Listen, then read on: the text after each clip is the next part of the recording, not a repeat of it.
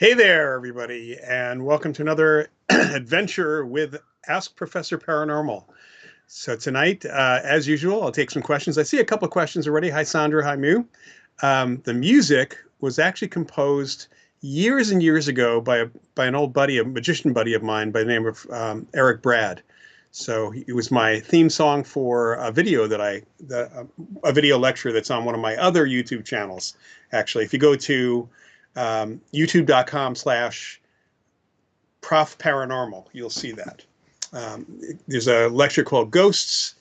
It's exploring the real life X-Files. It's kind of some of my ghost stories and some lecture about that. That's where it'll be. Hi, Paul. Hi, Tina. Good to see you. Speaking of music, I am going to pop something in the chat. Somebody just pointed it out to me yesterday, the day before. You definitely, who knew that Duran Duran was doing something new? But this is really cool and relevant to the seance world. It's kind of using a Victorian seance theme, in fact. So I recommend watching it, and it's good music too for that. All right, so welcome everybody. This is our next to last session in 2023. 2024 is right around the corner. The holidays are right around the corner, of course, as well. So we are kind of finishing up the year right now. So I hope people have some good questions or even just want to mention a topic or something like that. Otherwise, I've got a couple of things I can talk about tonight. I will first say, and I'll mention this again at the end, that January 7th is the kickoff for 2024, tentatively. Maybe a little different in tone or in format, just because my producer is possibly going to be dealing with something else at that point. But I'll still try to be here on YouTube Live, and I'll, of course, be posting to let people know for sure. All right, Dave Manganelli, did the ASPR ever officially look into the alleged Smurl family haunting in the 1980s? The answer to that is no. That was the haunting in Pennsylvania that Ed and Lorraine Warren were involved in. That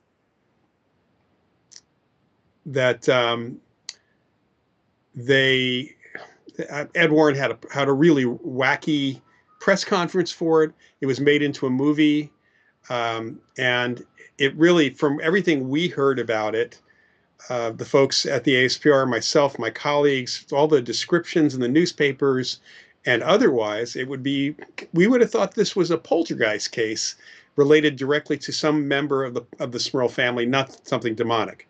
The Warrens typically actually just went to the actual demonic aspect almost always. So pretty interesting. But one thing, I think I mentioned this to you, Dave, that Ed Warren had called a press conference announcing for the press conference that he had video of the demon from the Smurl family case. And then at the press conference, when a reporter, I talked to a number of reporters afterwards, because I was in the education department and my role was working with the media. One reporter actually asked, "Can we see the video?" And his response was no, because he sent the videotape to the Vatican for analysis. Didn't keep a copy. Apparently, according to the reporters I talked to, they left because they felt like nothing was going on. All right. Tina, you saw a kiss. That's pretty cool. And, I'm really going to be kind of interesting to see if Duran Duran kind of keeps this theme up for some of the other songs in their release. Okay. Paul, you don't like how people like Neil deGrasse Tyson says there's nothing after death. He clearly isn't educated in the research. Those folks don't want to look at the research. They're not interested in the research, and they'll just write it off. I was looking at a thread on another kind of discussion thing with writers, and somebody had asked what they think about life after death, or about death itself in their fiction or in their writing, and after death. And there were a whole bunch of people that posted there's nothing after death, and that's it. And I didn't want to get into it at that point. I see things in other areas where people are actually dealing with their atheism, because I know that some of the stuff that I see posted by atheists, they have conflated the concept of life after death or survival of bodily death with religion. So because they don't believe in God, this is certainly not every atheist. I'm probably in that, lean towards that atheist category anyway. You can separate consciousness from God pretty easily. And that's where our evidence is evidence of consciousness. It has nothing to do necessarily with God any more than God would have anything to do with anything else, for that matter. But people like Neil deGrasse Tyson, they have no interest in looking at our research, and they have no interest in looking at the survival research, and they go towards more materialist perspectives. I respect him when it comes to astronomy and other areas, but not in this area, certainly. I wouldn't challenge him on astronomy. He shouldn't challenge us on the other stuff. All right, Michael Newton, I've heard of. Past lives stuff is really interesting. Any description of the other side is likely not an accurate description of the other side. And I'm not quite sure how past life stuff would do that. There are people who do remember or supposedly remember life between life or what it's like between past lives, but hypnosis is a notoriously bad tool for any memory recall and certainly for past lives, because the very act of suggestion, which is what hypnosis is about, that you go back before your birth and remember a past life, pushes people to come up with a past life. My colleague, Carrie Gaynor, who has been a hypnotherapist, I think that's been his main career, but he's a parapsychologist also. He was involved in the famous entity case back in the 70s with Barry Taff. He worked at UCLA's parapsychology lab. And Carrie and I years ago talked about the past life thing, because he does past life therapy, which honestly is valuable therapy. It's a therapeutic tool. It's pretty amazing brief therapy if it's done right. And he found that maybe 1 in 500 people that he worked with past life therapy, taking them back to a past life, could provide enough information about that past life that sounded credible about, let's say, the day-to-day lifestyle of a 14th century farmer in south of France, or anything else for that matter. For the most part, people remembering the past lives, if you really try to get into the specifics that we would need, for example, for the cases of children who remember previous lives, you don't get it. You don't get that information. Or you can track it back to a book or a movie that they might have seen or read when they were growing up. So it's, and the description of the other side, the biggest problem, we get that from mediums too. And at least the mediums are talking to somebody who might be on the other side. But even then, most of us look at it as not an accurate description.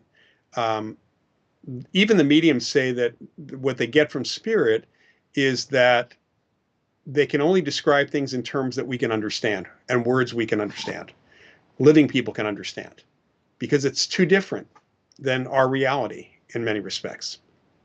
So, Steve Smith, Newton goes into the period, in between past lives as well as the lives. Yeah, and there are some spontaneous recall situations where people remember life between life, but again, you're suggesting that someone remember that or come up with that, and people will.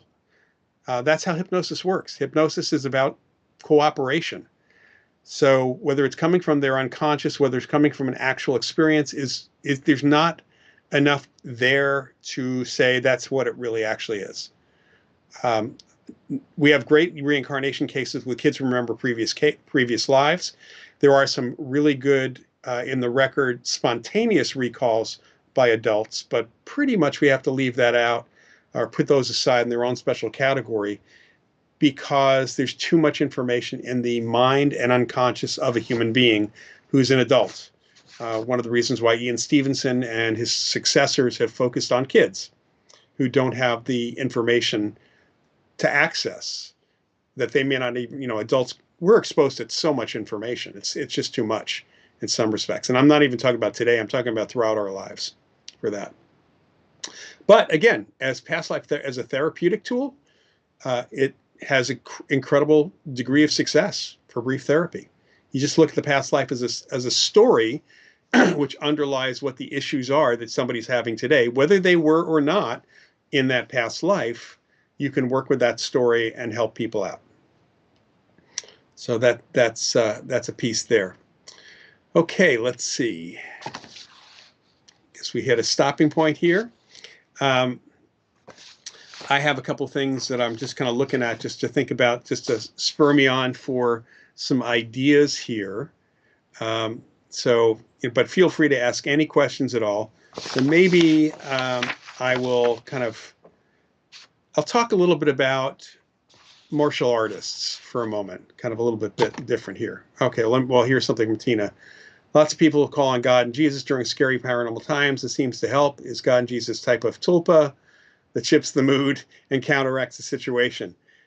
Well, a tulpa, saying it's a tulpa would indicate that the belief has created something. So, there is a science fiction fantasy writer named Michael Moorcock, whose Cycle of the Eternal Champion, one of my favorites, going back to the 1960s. And one of the characters in that, it's the Eternal Champion is a character who gets reincarnated in different levels of the multiverse, different heroes of the multiverse. In fact, the first time I read about the multiverse was probably Michael Moorcock's work, although I read about parallel worlds in the Flash comics and Justice League back in the 60s as well. So a tulpa goes with what Moorcock said, and this character said in the beginning, man created the gods. And maybe we do. But, calling on something you believe in, calling on something you have faith in, gives you comfort. So the mood is shifted for your perspective often because of your belief system, not necessarily because of some outside anything. Tulpa in Tibetan lore is an entity that comes to life, more self-awareness, I should say, with enough belief put into it. All right. And, if there's a tulpa of God, there's a tulpa of the devil too, but created by people's beliefs more than anything else. What are your thoughts on induced after death? Dave Manganelli, have you ever been to Lilydale? Yeah, a number of years ago, I went to Lilydale. It was actually after the season. Joe Scheel, who is one of the Forever Family Foundation certified mediums, had me come out. He was associated with Lilydale, not anymore. He's actually working with a different group these days. But he lived on the outskirts of Lilydale, and he had me do a workshop there. He brought me in to give a workshop on the science of parapsychology to a bunch of the mediums. And it was a really interesting, first of all, it was a really cool little town. Again, it wasn't that active when I was there because it was the end of the season. It was in September. And had a good experience there. I mean, I talked to a lot of really good people. Some weird experience with a couple of mediums when I did a kind of an intro lecture. Had a really weird exchange with a medium who apparently also is a psychologist that was strange. Was very strange, very strange. But it was really interesting to talk to some of the mediums, and most of them took to the idea of really looking into how their experiences, how their abilities work, and not making assumptions. There was one woman who was there, a medium, who was not very happy with me because I basically took away all of the foundation of her ideas about orbs. And what I was told later on from Joe Scheel was that she was teaching a course on orbs as spirits. And I kind of pulled that rug out from under her. So I don't think she was happy with me.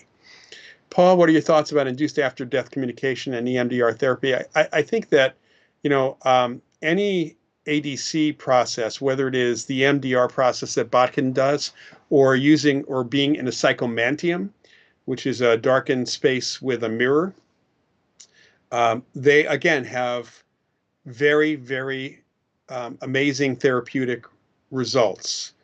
There was a study on the psychomantium at Sophia University, actually previously when it was called the Institute for Transpersonal Psychology, that whether or not people were actually communicating with their deceased loved ones didn't matter as much as having that communication, that process going on. And the same thing seems to be from a positive perspective for the ADC. But since we're all apparently capable of communication, at least according to most of the mediums, that we just have to pay attention. We're all capable of being psychic to some degree, just have to pay attention.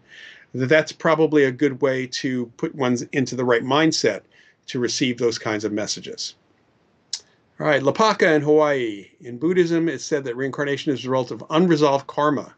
Yeah, there are different in Buddhism. There are other religions around the world which put that process together. Of course, there are different interpretations of reincarnation. In Hinduism, people may believe that they will be reincarnated based on karma in an animal or an insect or something else, and that animals are often were people in past lives and vice versa. So That doesn't seem to be the case, though. In other cultures and other religions, there are different interpretations of that. And really, you don't know who's right and who's wrong in this case, certainly. Yeah, Tina, Joe is now in charge. That's the one I was thinking of, the Spiritualist Church. Janet Nahavik was running that previously, who Joe worked with heavily. And when Janet passed away, they asked him to come down.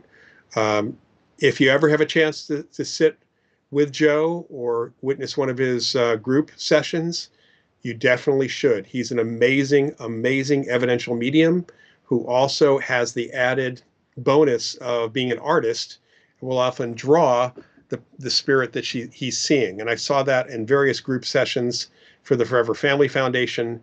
And it's really amazing to have somebody walk up afterwards to Joe and stand there and watch them pull up a photograph of that person. And Joe actually has drawn that actual individual at a slightly younger age, typically, for that. What's your take on shadow people? Recently seen a video clip of Dr. Gary Nolan talking about shadow biome and seeing convincing video of this phenomena. You know, shadow people are a real difficult thing for us to talk about in some respects, because so much of what I see, and I haven't seen that video, but if it was taken at all with night shot camera, you know, I know that there are videos that I've seen that come from supposedly reliable people who were freaked out by it, and not even a person, but kind of a shadowy blob, pretty rare. But the ones with night shot camera, you have to remember that night shot cameras, and I see these all over the internet, and I've seen them on YouTube, I've seen them on the ghost hunting shows. Unfortunately, a night shot camera has a spotlight. It's an infrared spotlight, which is how that camera can actually pick up anything in the dark. It broadcasts, or it puts out an infrared light, which is invisible to our eyes. And that, as a spotlight, that means it also casts shadows. So most of the time, what are seen as shadow people in these cases on video tend to be shadows cast by the night shot camera. Chad Kalick, who was involved with some of the TV productions, Ghost Hunter productions years ago at a little conference, pointed out that all you need is a separate source of infrared light, like an infrared flashlight, and something as simple even as a universal remote control for TVs and such, which have a little red diode on them.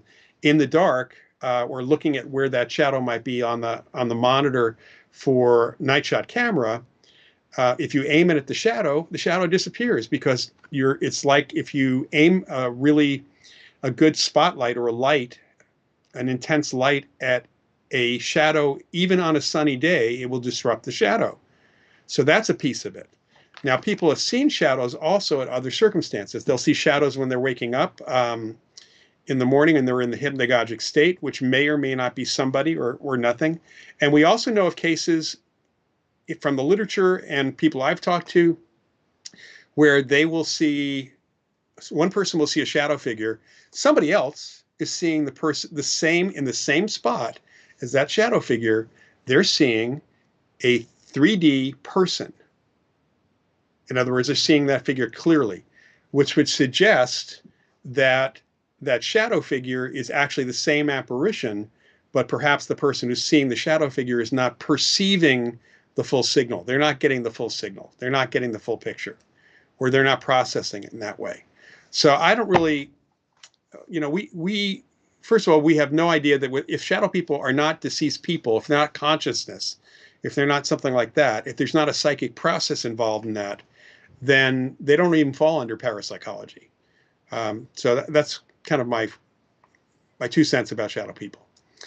Lapaka, a lot of Sasquatch researchers get reports of possible Sasquatches in Hawaii. Have you heard? I have not. I don't have to ask my friend Darby Orcutt, who's very much into the Bigfoot Sasquatch thing.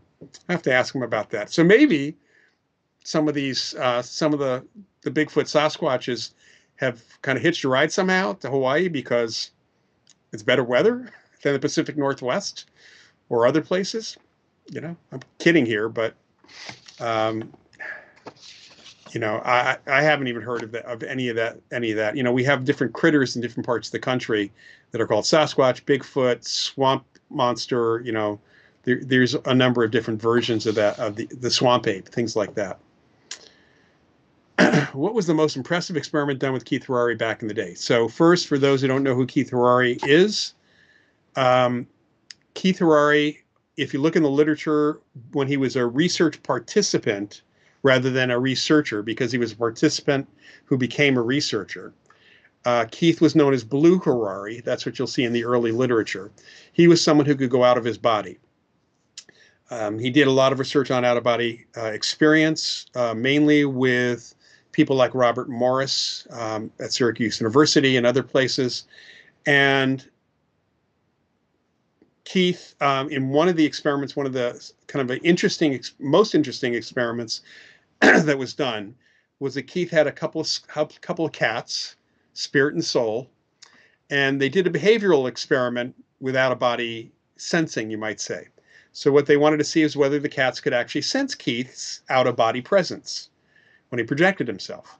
So in one part of the lab, they kind of cordoned off an area for the cats and had Keith randomly come in and interact with the cats and then randomly not be there. And they observed the behavior of the cats.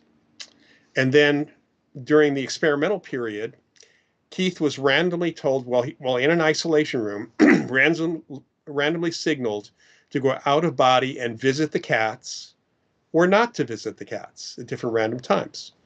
And they compared the behavior of the cats when he was physically present with the periods of time when he was ostensibly out of his body and visiting the cats. And the behavior was pretty much the same, unlike the behavior when Keith was not present at all. So that was kind of a really impressive experiment. Keith also had been involved in some of the remote viewing work, and I think during the 1980s, this became a whole different level of conflict within the field of parapsychology because of some things that were done later on with the way it was written up in a book. But basically, Keith was involved in remote viewing with a group that was trying to do silver futures predictions through associative remote viewing. And they had a good degree of success. They had investors, and their success was really good, but the investors started wanting more and more and more, and that put Keith and the other viewers off completely. So that's something we've seen happen. If it's too much pressure, basically, is what it amounts to for that. But Keith was a really solid researcher and incredibly honest to the point of publicly denying and making sure that if somebody claimed he was part of an experiment and he wasn't, he made sure that people knew that he wasn't. And that was either an error, an honest error in the write-up, or a a bit of memory lapse from in the write-up. But he basically denied in some instances being in places or involved in remote viewings that he is given credit for, because he wanted to make sure he only got credit for the things he did. Okay. Tina, I assume you're referring to the Hawaii Sasquatch thing. Yeah, it makes sense that it's white people and non-native Hawaiians who are reporting things like that. Maybe it's wishful thinking for that. So I was going to talk a little bit about martial artists. In my Mind Over Matter book, first version of that was written in 1996, I had included a whole chapter on martial arts for a couple of reasons. One of which was that I worked a little bit in the 1980s, and we worked at the ASPR with a man named Guy Savelli, who was a martial artist from Kirtland, Ohio, who had already been involved in some experiments with William Roll, and a few other folks in parapsychology. And he came to New York for Dr. Carlos Osis to work with him. We were going to try some different kinds of experiments. I ended up talking to a number of his students, to his son, extensively talked to Guy, and actually we brought him out to JFK University a few years later when I was back out there on faculty here in California to do a workshop as well. Guy Savelli, by the way, is one of the people who worked with the Men Who Stare at Goats. Although that's a whole different story because that should not have been, it wasn't the staring, it was something else that happened there. Guy, while he was with us, uh, we heard really interesting stories about him, and they kind of matched a lot of the lore you find in write-ups around some unusual, extraordinary performance of kung fu masters and martial arts masters around the world. And one of the things that Guy said was that he could influence people's movements, give them a little nudge, so to speak. And so there were a couple of experiments that were done. I ended up being one of the targets, you might say. And the way the experiment was done was Guy was in an isolation room watching a monitor. There was a camera. I was in another room at the ASPR in New York. There was a camera on me, and I was just standing still. There was a table right behind me. And there was going to be a signal, like a tone that was given by the researchers every so often. And when I heard the tone, I was to move forwards, backwards, right or left, depending on what I felt. And so we're going through this, and the idea was a Guy was assigned random movements. So at one point, Guy was told, have Lloyd move right, have Lloyd move left, have Lloyd go forwards, backwards, and so on. And I did what I felt was right. But there was one point that apparently, because these were random movements that were given to Guy, there were 3 in a row where he was supposed to push me back. And I felt something, I can't say it wasn't a hand. I felt something pulling me or pushing me back. And it really happened 3 times in a row, 3 signals. The third time I actually fell back on the table because it was strong enough. It was a 50% hit rate, which is more than the 1 in 4 chance that I could have picked up on. Now, conceivably, I could have picked up on what Guy was thinking, but that last kind of 3 pushes did feel like something semi-physical in some respects. He also was able to, we had a photoelectric beam, like the burglar alarm stuff you see in a lot of movies. And we set that up at one end of the room. We had a candle on the other side of that photoelectric beam, and the candle was lit. And Guy said he was able to actually push chi across the room and occasionally blow out the candle flame, but certainly make it move. And with minimal movement of his hand, we could see the candle flame suddenly start to flicker. But more importantly than that, the photoelectric beam was broken when he did this. Not every time, but a lot of the time. And then he proceeded to say he could teach myself, he could teach Donna McCormick to do this. And so for me, he taught Donna. Donna was able to get a mindset to actually do this. And for me, I wasn't able to, I kept on trying, it wasn't really working. And he said, I want you to imagine projecting energy towards that candle flame. And then at one point I was having problems with the board of directors of the ASPR. And Donna, I think it was Donna who mentioned, think of that candle as the board of directors. And all of a sudden, yeah, I broke the photoelectric beam. So sometimes it's intention.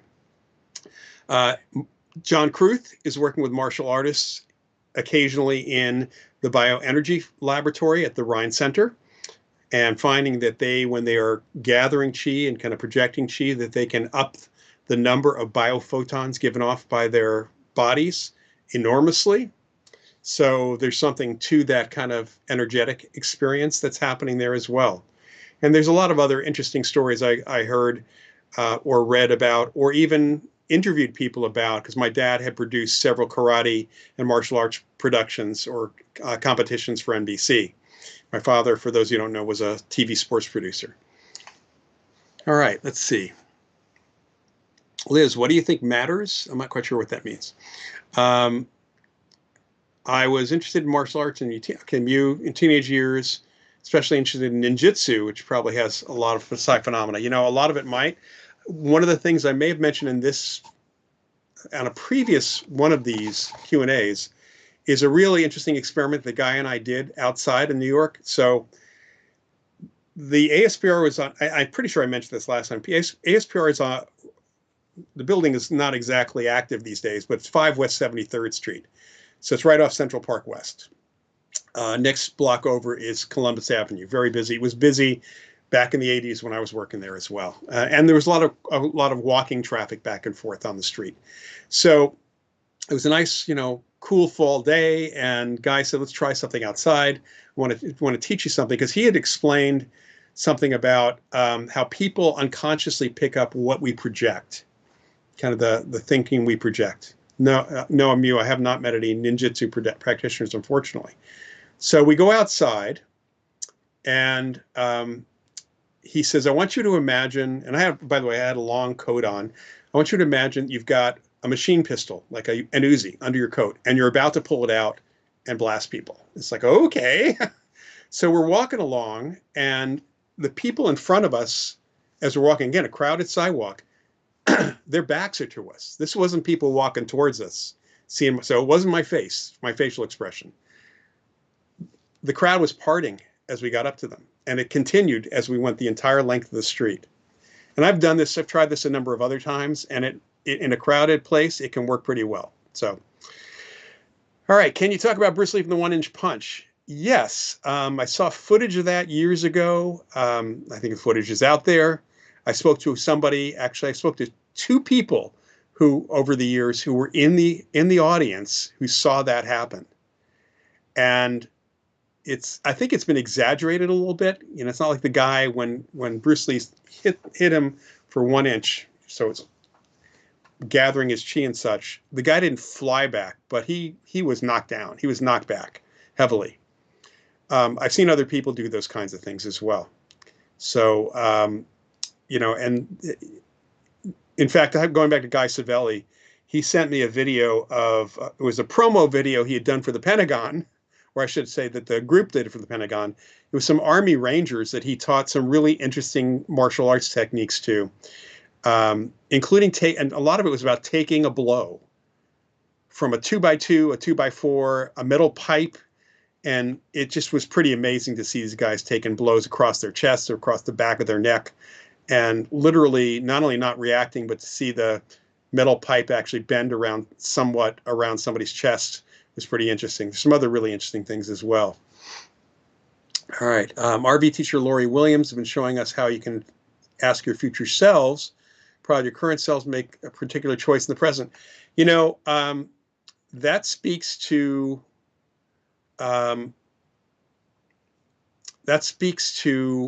the idea of remote viewing, where the feedback is coming from yourself. So in research that Ed May has been doing with Joe McMoneagle, Nevin Lance, and others, he has found that the quality of the remote viewing for precognitive remote viewing is increased if, here's how it works. So instead of having an outbound observer who's somebody you might know to focus on in the future, or even just coordinates, you sit down, you do a remote viewing, you're told that a location is going to be selected after the viewing, and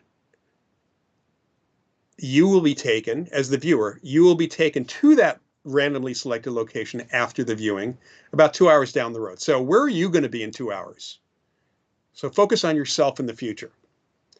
And what happens in those circumstances is, if it's focus on yourself versus focus on Lloyd, where Lloyd is going to be in the future, focus on the location based on this representation we have, or the target we're going to choose, there seems to be a connection for ourselves and our feedback that we get in the future. In fact, a number of folks in parapsychology are looking at a lot of experiments we consider real time actually are precognitive. We're picking up on the feedback we get from that's given to ourselves in the future. So that makes some really interesting, that's an interesting idea to kind of go through there. Dave, have you ever come across a solid case of a haunted church? I have not. Sorry. And Liz, again, what do you think matters? What you think matters? And about what? About psi in general? About martial art? I need more context for that. All right. What do you think matters? Is in mind over matter? Well, everything's matter or energy. So, and it's all two sides of the same coin, as we know from Einstein. So it's all matter. It's all energy. It's all the same. Learned from a lecture the other channel that Kill Bill delayed Kill Blow based on real life. That's correct. That's the dim mak. If you look into the literature around Kung Fu, there is this thing called the delayed death blow. And it's really actually not a blow, it's a touch. The dim mak is more like a slap. And the idea is that the martial artist uses chi from the slap or touch to disrupt, kind of create a wave that slowly disrupts, can be a little faster than slow, disrupts something inside the target, inside the individual. In fact, when I found out, when Guy Savelli contacted me, this is well after our workshop, he was working with some of the guys who were in the Earth's First Battalion. That's the men who stare at goats. And he actually sent me pictures, which frankly, I did not keep because they were kind of autopsy photos of a couple of goats. And he was teaching these guys the dim mak, and they were basically slapping or touching the goats.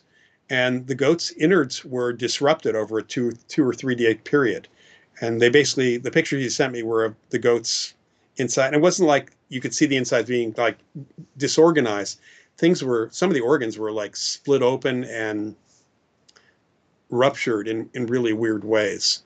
And that it wasn't about staring at the goats. So, I think later on, I have to say, based on what I heard from Guy, the book should really have been called The Men Who Slapped the Goats or Touched the Goats, but that would not have been a good title for a book. That kind of brings up some other images in people's minds. So, but the dim mak is supposedly a real thing. In the TV show Kung Fu, in the reboot that was done with Kwai Chang Cain's grandson, who was also played by David Carradine, and he had a son who was a character, and that was a cop. He was doing a lot of really amazing things in that show. I don't know if the show is available anywhere. It was a pretty cool show because it was all based on some of the legendary, supposedly mythical powers of Kung Fu masters, including the dim mak, including levitation or running up a wall, things like that. Pretty interesting stuff, though. And I've read a lot in the literature, especially when I was working on my Mind Over Matter book at that point. Okay, Paul, have you ever seen the video you sent on consciousness in the brain? I have not had the time. I have a list of videos. I'm way behind on seeing documentaries, and not enough time in the day, unfortunately. The panelists, there are different people I know, kind of the perspective different people have, but there's a lot out there. A lot of discussion and dissension about what people think consciousness is. If you're a neuroscientist, you'll find that there are some people that are materialists, other people who are not, who think there's just not enough there to account for everything. So I'd certainly like to get to those, and I'm going to be taking some time off from work over the next kind of like mid-December through very, very early January, and I hope to catch up on some things there.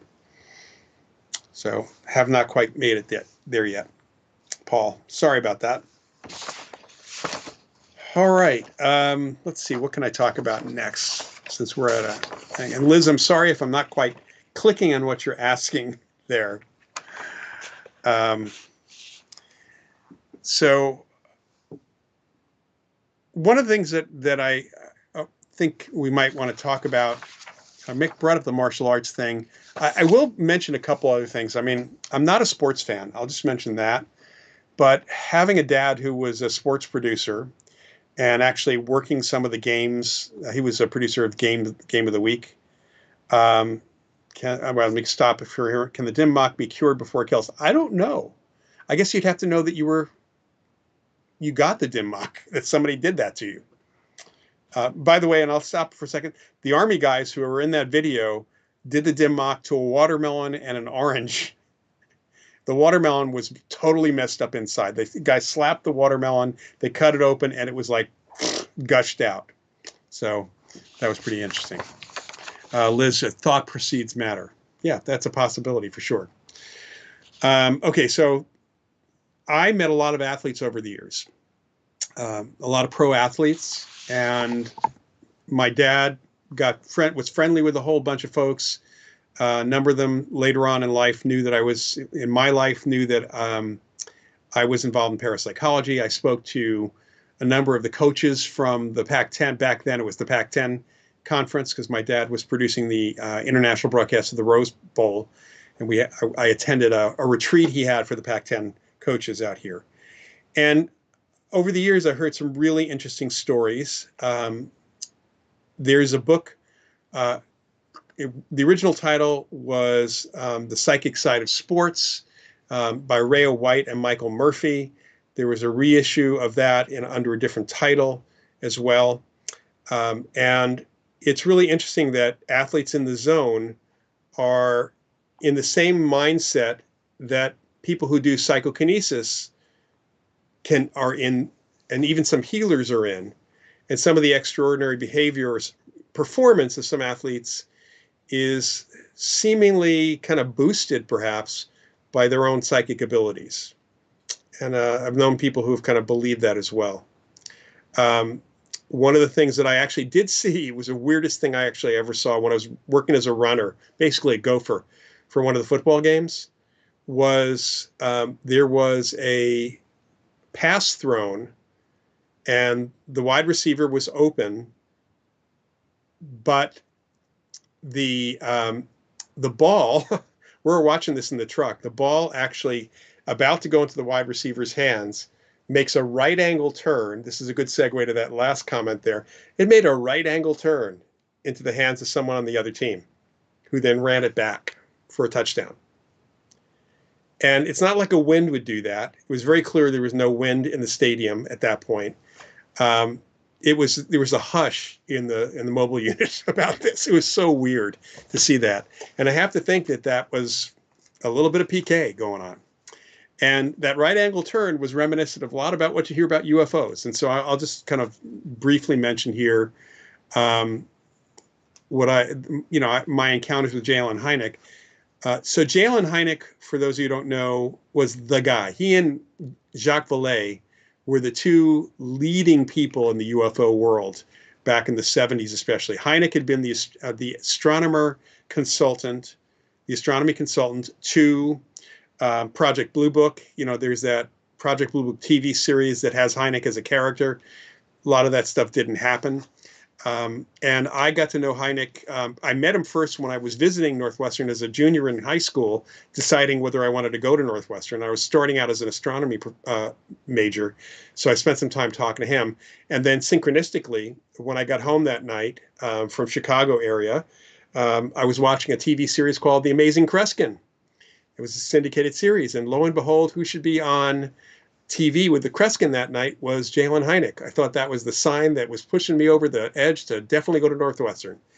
Hynek gave the opening lecture every year for the freshman incoming class, and I had him for a class because I did start out in astronomy. I also we had departmental meetings for those of us who were starting out in that astronomy or astrophysics. So I talked to him a little bit about stuff, and the Center for UFO Studies was actually in his home in Evanston, Illinois at the time. This is back in the mid 70s. And I volunteered. I said, "Do you need volunteers?" And he had me come in a number of times. And my role, which was incredibly basic, was to go through all of these reports that he had that were either sent to him or were photocopied from Blue Book, and to sort them into basically daylight discs and nighttime lights, and maybe make some comments about if there's anything unusual about them. What I found was really unusual in general, based on what I knew, is the consistency of the experiences of farmers, cops, people in the military, pilots, whether you're commercial or just pilots themselves, just general pilots or military pilots. There was just consistency in the witness testimony. The patterns were pretty clear. Also had conversation with Hynek about, and of course he was the guy who came up with Close Encounters of the First, Second, and Third Kind, and had a cameo in the movie Close Encounters of the Third Kind. I spoke to him a lot about parapsychology because he was very knowledgeable in that area, and he actually said he didn't know for sure. In fact, he didn't think all the UFOs were nuts and bolts hardware. Sure, the ones on radar and the ones that left physical evidence, but not necessarily all the ones that were seen by people or experienced by people that were not photographed. He thought they might have been psychic projections of some kind, whatever that means. So interesting guy, really good scientist. And I actually saw him years after graduation at a conference at Stanford University put on by the Skeptics. It was my first, well, it was my first experience of a national skeptics conference. I'd actually spoken to the Bay Area skeptics a couple times and was impressed by some of them, but less than impressed by others. And this, I have to say, I was really unimpressed by the people attending, because Hynek was not treated well. He talked about what he studied, and what he studied were UFO reports, and he made it really clear right from the start, you can't study UFOs, because if we had a UFO to study, we'd know something about what it was, and it probably wouldn't be flying. So it would then be an identified object, not an unidentified flying object. At that, even if it was, even if you didn't know exactly where it came from, you'd still have something physical about it. And he made it really clear that he studied reports, and they're looking for patterns in the reports, and where there might be physical evidence. They do analysis of the soil, and they do analysis of other things. They do analysis of the photographs and all of that. So he's coming at it from a very, very, specific approach that was unlike, what you might think about this. And yet, the first question came from somebody in the audience: how can you study UFOs? And Hynek very patiently, as I said multiple times, I study UFO reports and any photographs and all that. He kind of continued on that. Somebody else asked the same question. And then on a panel he had with Phil Klass, who was one of the heads of PsyCop and the UFO guy for PsyCop, the same thing comes up. He was incredibly patient with them. There was a lot of giggling and, I'd say, probably kindergarten behavior amongst the skeptics that were in the audience, the so-called skeptics in that sense. So that's Hynek. I talked to him afterwards and credited him with incredible patience. And he said he's had to be patient all his life when he's been involved in this subject. Really, really intelligent, interesting guy, incredibly knowledgeable. And if you definitely pick up his books, they're still in print. All right, Tina, there's a video on YouTube with a guy who dim mocks a chicken and then undim mocks. Oh, interesting. Okay. Have to look for that.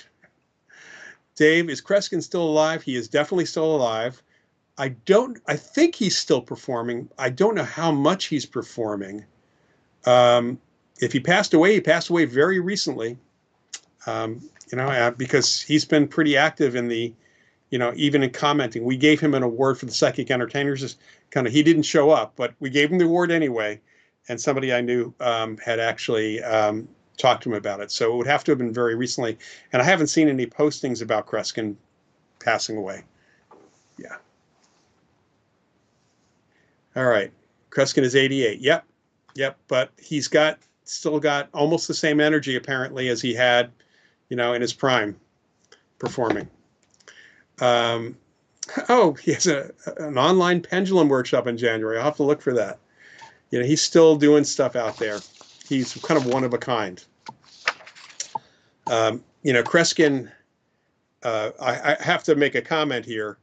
Kreskin lives in New Jersey. James Randi lived in New Jersey for quite some time. And he always made the amazing Randi, always made noise about going after Kreskin like he went after Geller.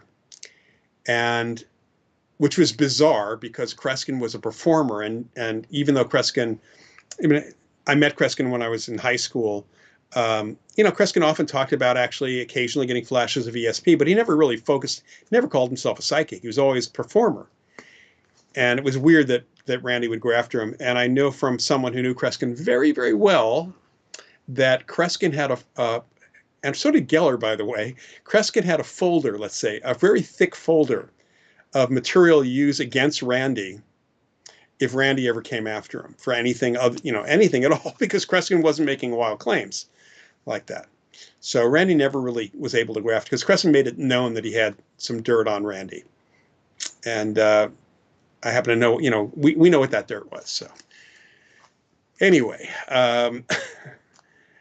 Kreskin, there's video of Kreskin out there, you can find it. There's a DVD set. I actually have that of some of his shows. I think a lot of his shows are probably on YouTube at this point. There's a one where he has some really interesting people. I believe the Hynek show, the show with Hynek, is on YouTube. If you look up the Amazing Kreskin TV series, and then I think there's one with Sybil Leek, who was a famous witch and psychic of the 60s and 70s. He had a lot of really interesting guests on with him as well. Walter Gibson was on at one point, the creator of The Shadow. A whole bunch of other folks there. All right. So in Hawaii in the future, I assume that might be Kreskin. That's pretty cool if he's coming out to Hawaii. He's spry. He's still pretty spry for an 88-year-old guy that's out there. But then again, so was George Burns until he hit his 100th birthday. And let's look at Betty White, who passed away just before her 100th birthday, and she was performing for quite some time. So age is not always an indicator of slowdown for some people, especially if they like doing what they're doing. Okay, a couple last things since we're kind of coming down to the wire here. So reminder that the next session is going to be on the 17th of December. And then I'll kind of talk about the ones early in 2024. Probably won't be the 7th, but maybe on the second one in January, I'll be doing, Mike and I have been talking about doing 2 sessions, one earlier in the day, a little earlier in the day, for folks who are in the UK. Because I have friends in the UK, colleagues who have been promoting this quite a bit, and I think it might be good to do a live one for them as well.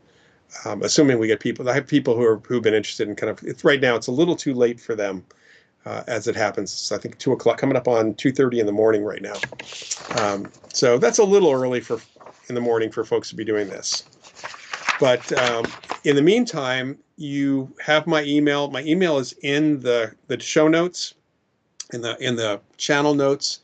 It's just simply askprofparanormal@gmail.com or profparanormal@gmail.com or even lloydauerbach@gmail.com. So any of those will get to me. If you have questions you want me to answer beforehand, you have something you want me to talk about, a topic you want me to talk about next time, that's always helpful to me.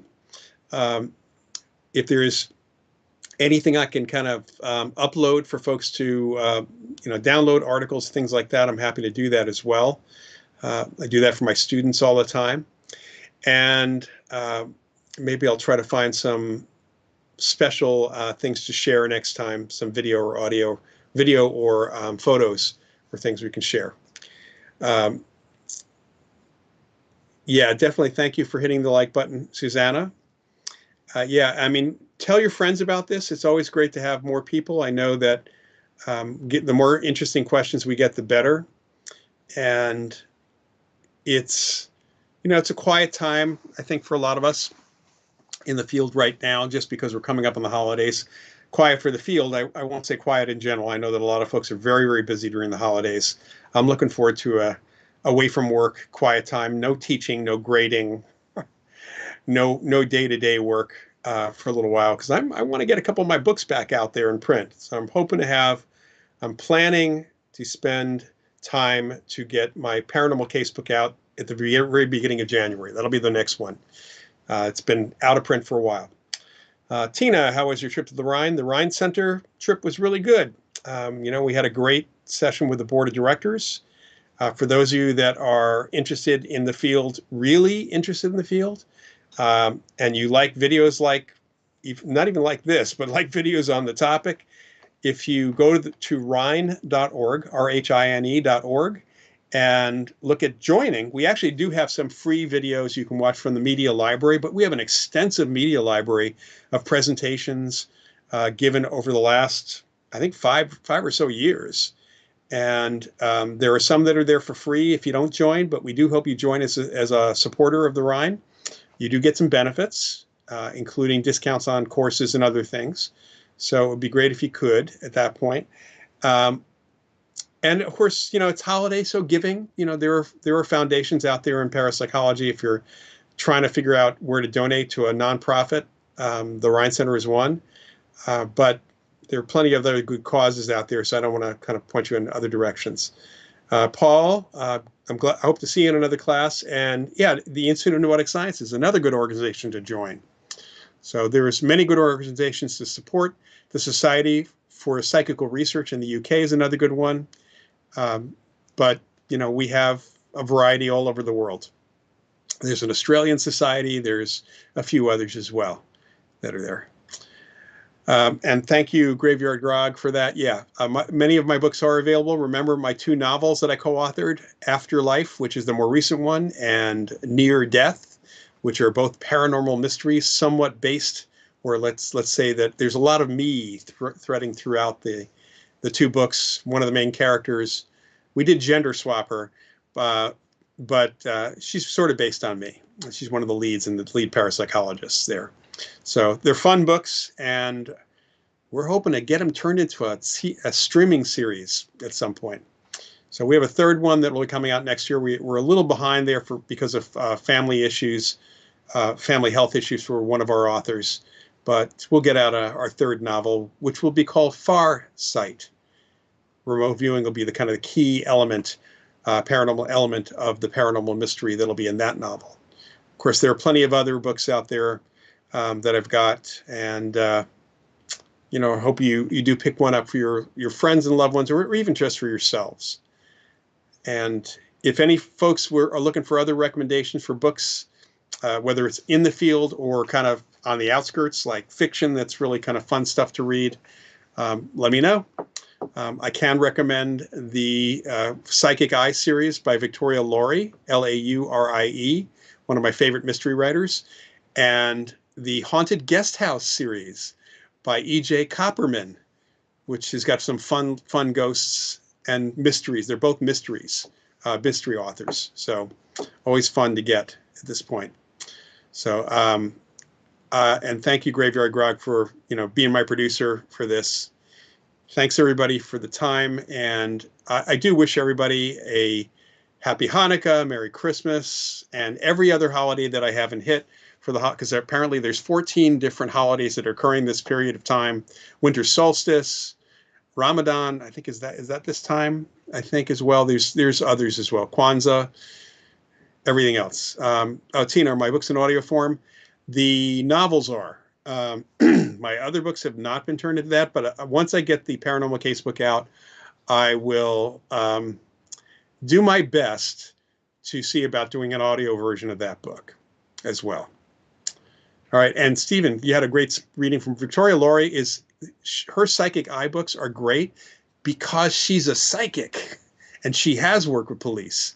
So it rings really true. She's a really, really excellent psychic. All right, thanks, everybody. And I think we're coming up on the half hour now and just hit it. Happy holidays, everybody. Happy New Year. If I don't see you next time, remember, December 17th.